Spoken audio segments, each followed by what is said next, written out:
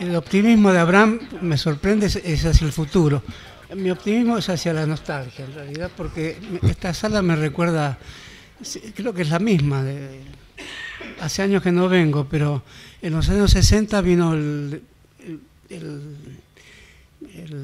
encargado del Departamento de Estado de los Estados Unidos y hubo una gritería por allá por el fondo. Y me acuerdo que en la primera plana de esa semana salió, fue echado por el Vietcong porteño. Bueno,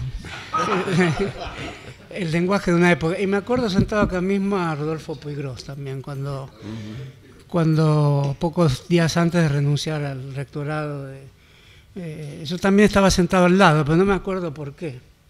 En realidad era una situación política de la universidad y era en esta sala también. Puiggrós renunciaría, estaba del otro lado sentado Ernesto Villanueva. Así que si tengo algún optimismo en ese sentido, voy a refutar a Abraham hacia su inverosímil proyección hacia el pasado, hacia el futuro. Yo tengo mi inverosímil proyección hacia el pasado. Me parecía interesante... Cada uno en su rol. Sí. Nos complementamos totalmente. Un optimista nada mejor que un pesimista. Yo había pensado, a partir de lo que dijo Mem, porque todavía no vi la revista, me parece absolutamente interesante, plantear un problema específico, porque lo de Mempo es algo que falta hacer y que sin duda la revista, por lo que escucho, es un avance muy importante, o sea, un mapa completo y complejo de lo que son las distintas regiones culturales, sus obras, sus especificidades, los debates históricos, la historia de los debates argentinos. En este punto hay uno muy actual, que es cómo se financia la cultura, aceptando una versión restringida del término, a la que también me voy a referir. Le llamamos cultura a cierto uso de la lengua y a cierta producción de obras, si lo tomamos en términos específicos. En términos más genéricos es toda decisión humana sobre el entorno, sobre el mundo que la rodea, sobre el uso de los materiales. Por lo tanto, hay una cultura material y esto ya es tema de la antropología o de la historia de la antropología. Entonces, en ese sentido es que la palabra cultura, en su aspecto más abarcador, puede auspiciar expresiones como cultura literaria, cultura médica, cultura económica, cultura filosófica, cultura política, y en ese sentido es el supuesto último en el cual se basan las disciplinas. Y al revés ocurre lo mismo, a esto me voy a referir cuando se dice industria cultural. Es decir, aquí es como devolverle a la cultura su pretensión de abarcarlo todo, de ser la base misma de todos los conocimientos, y se le dice, no, sos esto que hay que financiar, sos esto que tiene que producir tal o cual cosa, y esta producción va a emanar de tales y cuales fuentes. Por ejemplo, el Estado, como predominantemente ocurrió en el periodo de gobierno anterior. Y hoy no se sabe qué son las empresas, pero tampoco esto funciona adecuadamente, si es que habría un funcionamiento adecuado del financiamiento empresarial, y iniciativas varias de carácter errático de los organismos del Estado dedicados a la cultura. Hay leyes al respecto, ninguna de las cuales funciona bien, y una que de algún modo representa el espíritu de este gobierno, que es la ley de mecenazgo, que es un financiamiento de la cultura a través de una fuerte intervención empresarial tomada del modelo brasileño, donde sí funciona, pero ya funciona con una fuerte intervención de grandes empresas, de modo tal que las coloca en situación de definir qué es y qué no es cultura. Ya no la definirían personajes como nosotros, digamos, que nos dedicamos más o menos a eso. La definiría el gerente de relaciones culturales de la Ford, de la Exxon, o en el caso de Brasil de Petrobras, que es una empresa de mayoría estatal. Entonces también cambia un poco el problema sin dejar de serlo, porque los financiamientos de la ley de mecenazgo en Brasil, que fue una ley que tiene el nombre de Sergio Paulo Rouanet, que es un filósofo vinculado a la Cancillería. En Brasil eso ocurre más que en la Argentina. El personal de la diplomacia es personal que tiene cierta preparación filosófica, histórica. No, vamos a decir, no ocurre lo mismo entre nosotros. Y este personaje, un lector de Walter Benjamin, incluso introductor de Walter Benjamin en Brasil, hizo esta ley que implica la fuerte intervención de Petrobras. con algunos deslices, como el financiamiento de Rock in Rio, y eso originó un poco la quiebra de la ley de mecenazgo. Hasta donde el mecenazgo, cuando intervenían empresas, no solo Petrobras, sino todas las demás grandes empresas que en Brasil son en general más grandes que en Argentina, podían obtener subsidios del Estado o rebaja de impuestos, eso es la ley de mecenazgo, para financiar conciertos que se autofinancian. Un concierto de rock de McCartney, por ejemplo, o Rock in Rio, que es el mayor festival de rock en el mundo. Eso hace entrar en crisis una ley que en sí misma es dudosa. Acá en la ciudad existe y hay proyectos de que exista en el país. Yo creo que hay que intervenir en ese debate porque en Argentina, con el tipo de gobierno que hay, no cabe duda que la cultura ya no sería lo que nos dice un antropólogo, lo que dice Tete Romero o lo que dice Mempo sobre las regiones culturales argentinas, o una historia de la literatura hecha por Noé. La cultura sería algo parecido a eso, quizás si encontramos un condescendiente gerente cultural de las grandes empresas nacionales o no nacionales. No sé si se llegará a eso, pero ese debate ya lo insinúa lo que ocurrió con el cine. Lo que ocurrió con el cine es algo muy parecido porque ahí no son las grandes empresas comunicacionales las que impartirían el régimen bajo el cual consideraríamos que es y que no es cultura. Y en ese sentido vale la pena entonces registrar todo lo que se ha hecho en la Argentina con la intervención del Estado cuando se puso en juego el concepto de industria cultural, que no es cualquier concepto. El concepto de industria cultural es problemático, si no se lo acota de una manera específica, es un concepto que obliga a todas las artes que tienen algo muy específico, tienen obras. Uno puede hablar de la cultura en el sentido más amplio, pero si dice Megafón y la guerra de Leopoldo Marechal, es una obra que tiene una lengua escrita en una tradición histórica, que tiene una colección de críticas enormes en toda clase de revistas y por toda clase de críticos literarios, y que es una prueba de los críticos literarios como Roberto Aro, Borges o quien querramos mencionar. Entonces no estaríamos hablando de ese tipo de cultura, sino estaríamos hablando de ese tipo de cultura según se la financie o no por parte de nuevos organismos financieros que serían los que de algún modo rigen el horizonte idiomático de un país, que son los medios de comunicación de masas. Se rigen no solo el horizonte idiomático, qué se entiende y qué no se puede entender, o sea, lo que llamaríamos la línea de inteligibilidad de una nación. Por ejemplo, Fantino, cuando dice, esto no se entiende, profesor, hable para que todo el mundo lo entienda. Bueno, eso es un problema que supone una unificación, una compactización, si se dice así, del lenguaje, vulnerando toda clase de singularidades y de tradiciones específicas, regionales, que por supuesto un país no es una regionalización absoluta, pero es un país, como bien dice Mempo, que tiene distintos desequilibrios culturales que siguen la rastra de desequilibrios históricos y económicos de larga data. Eso se tiene que tratar de otra manera, no unificando artificiosamente a través de un complejo cultural enorme como es la industria cultural de la televisión, no solo de la televisión, de las redes y del modo en que la televisión y los grandes medios aún escritos pueden regir a través de la crítica o a través de intercambios nunca visibles que se promociona y que no se promociona. Los monopolios editoriales entran dentro de esto, los monopolios de las librerías, o sea, los lugares de despendio, digamos así, de modo que hay una cultura hoy fuertemente dirigida por la noción de industria cultural.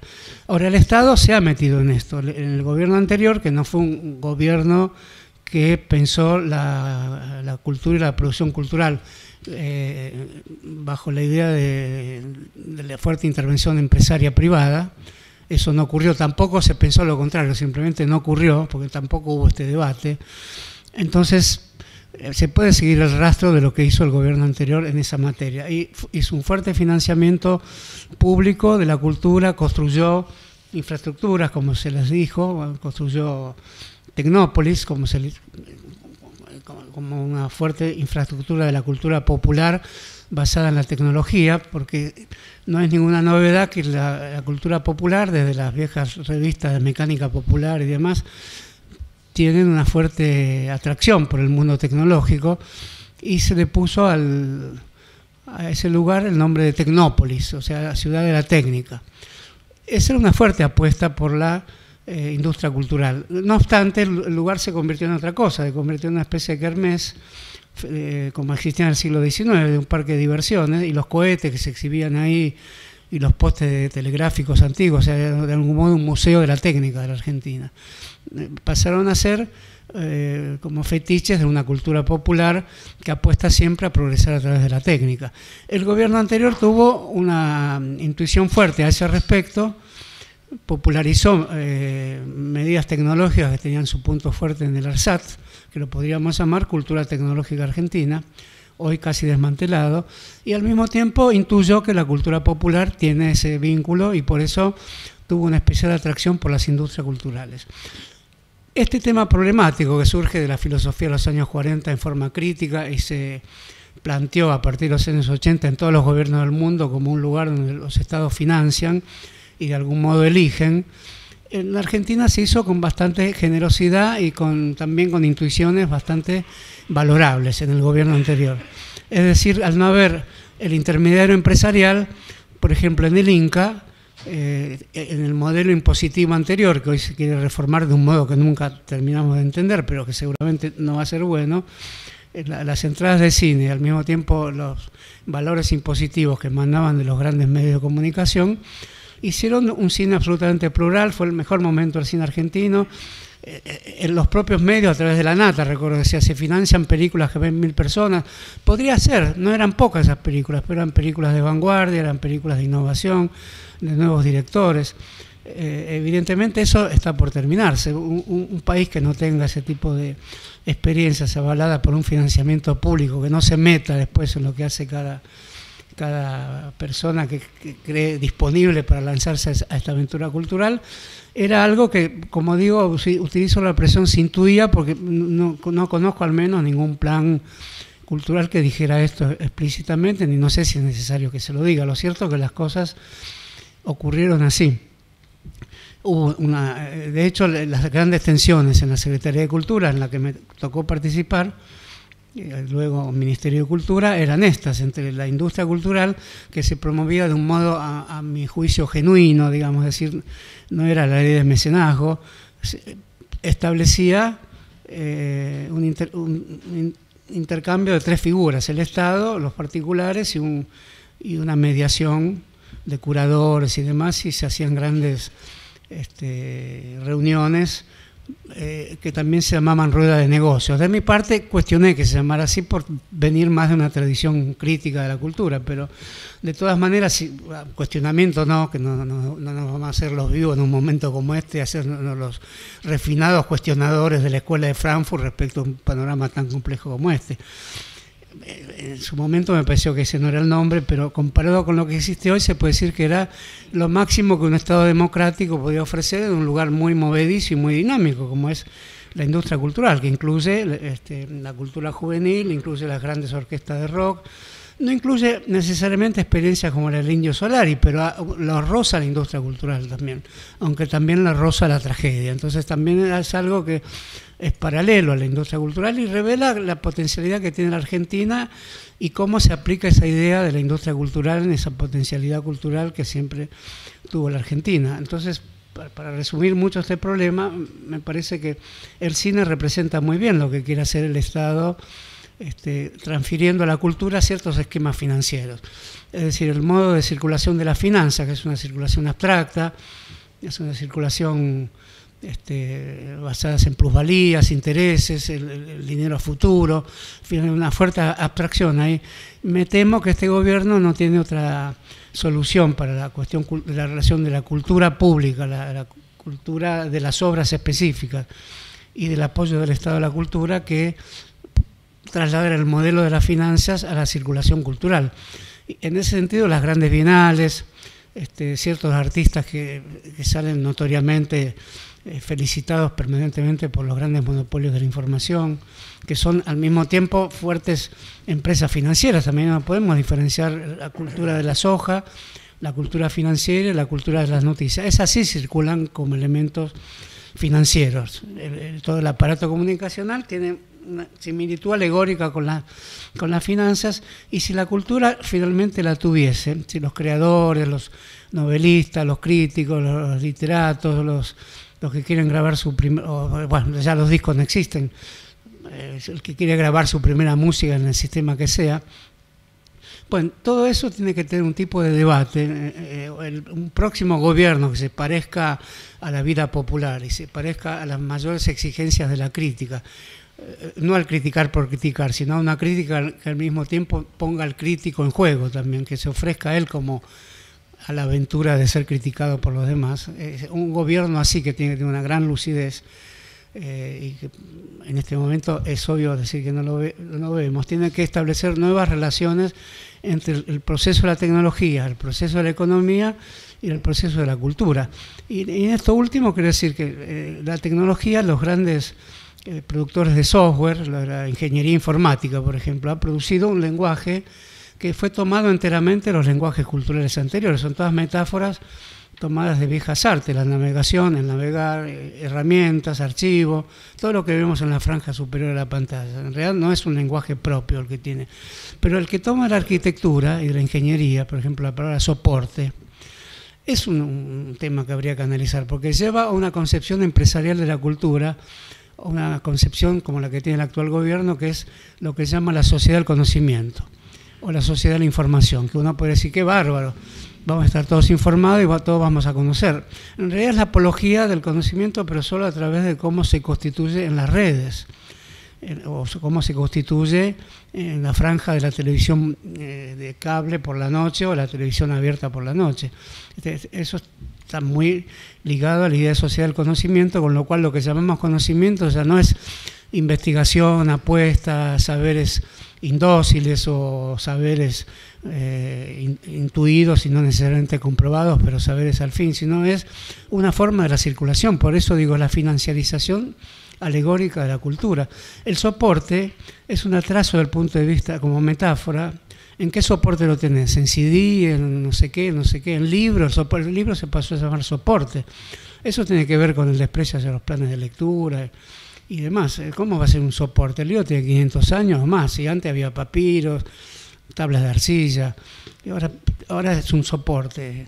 Bueno, la idea de soporte no puede escribir la historia de la civilización, y me temo que todo este mundo de leyes del mecenazgo, industrias culturales mal atendidas por el Estado, empresarialización de la cultura a través de estas nuevas leyes, el pensamiento de Macri. ¿Qué pensamiento cultural es ese pensamiento sumario, lineal, sin matices, reiterativo, y como si leyera un libreto que alguien está como Polonio, el personaje de Shakespeare que decía siempre tonterías?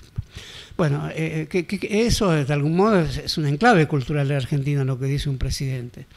Entonces, es simultáneo esta idea de soporte, que desdialectiza toda la cultura. La cultura tiene más entidades, tiene un soporte, tiene distintas interpretaciones de ese soporte, tiene consecuencias diversas. Lo que ha hecho la idea de soporte es convertir a la cultura en una industria cultural, es decir, tenemos pues el CD, y antes los sistemas que ahora ni me acuerdo cuál sea, porque cada 20 años, cada 10 años, y ya cada año va a cambiar el soporte, lo que va a hacer que siempre el soporte precisa un contenido. ¿Y qué va a ser más importante, el soporte o el contenido? Ese problema es un problema filosófico muy antiguo. La forma o el contenido es lo más importante. Después de la dialéctica, que uno puede pensar que ha fracasado en el mundo, puede ser, pero la relación forma-contenido se hizo más compleja. Entonces, toda la cultura hoy no es el contenido del soporte. El soporte es la vida cultural, que sería el software o el hardware, como sea, y hay que llenarlo con algo. Por eso existen los gerentes de contenido. Ese es el personaje de la época. Puede ser los curadores también. Son los gerentes de contenido. El soporte ya está, no te preocupes, ahora dame el contenido. Y para eso está un gerente. Y eso es a pesar de que parece el mercado libre de las culturas y que todo fluye en una libertad de la mano invisible, es una cultura más controlada que nunca y corresponde al hombre robótico, que finalmente es la estación final del neoliberalismo. No es una tontería que se me ocurre. Si uno escucha a Durán Barba, que algo es lo que él dice, habla todo el día por la televisión, presenta un libro, se dice que está con Macri, le dice que no le pagan. Bueno, es un tema aparte. Lo cierto es que él habla de un hombre robótico, que sería la consumación final de una cultura neoliberal, porque pertenece a un pensamiento que piensa que toda maquinaria, en un tiempo que no va a ser tan lejano, en 2 décadas, 3, se va a reproducir a sí misma. Por lo tanto, ya no va a haber una fórmula reproductiva como se supone que tenemos los humanos. Va a ser todo robótico, que es la culminación de la utopía neoliberal. Entonces me parece que una política cultural argentina debe atender industrias culturales genuinas, la cultura de la obra de los autores, debe sostenerla con prudencia, pero con una gran inversión, y tiene que poner esa inversión en la discusión pública, no decir las enormes pavadas que se está escuchando, que no son tan pavadas. Es la industria cultural desde la tradición de la derecha como una forma de coerción popular, que incluso no se privará de grandes ornamentos, podrá traer a Marta Argerich, podrá aceptar lenguajes musicales avanzados, pero en el fondo piensan continuamente en una forma de control social, y eso sería el giro último hacia la derecha de lo que llamamos industria cultural. Me parece que es un problema que ya nos abarca a todos, y ya tenemos que pensarlo en la eventualidad de que si los dioses los disponen, la Argentina salga de este periodo de sombras y encuentre un gobierno popular que se inspire, por supuesto, en tradiciones populares anteriores, pero que las mejore notoriamente, porque de este problema, como digo, se escuchó hablar de este problema, pero nunca hubo un ámbito donde realmente se constituyeran formas más permanentes para que todos podamos discutir mejor todo esto. Bueno, muchas gracias.